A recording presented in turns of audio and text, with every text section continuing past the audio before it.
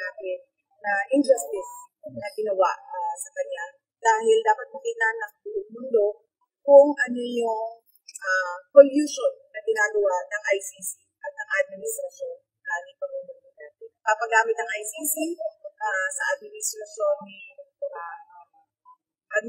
ni Marcos at si Marcos naman ginagamit niya ang ICC para malayo, kulong, mawala si dating Pangulong Rodrigo Duterte sa ating bansa. Kasi kung maalala ninyo, bago siya dinala dito sa The Hague, ay si dating Pangulong Duterte ang foremost staunch critic ng administrasyon ni Marcos. At para sa kanila, ayaw nila ng merong opposition o ayaw nila na merong kumukontra sa kanila.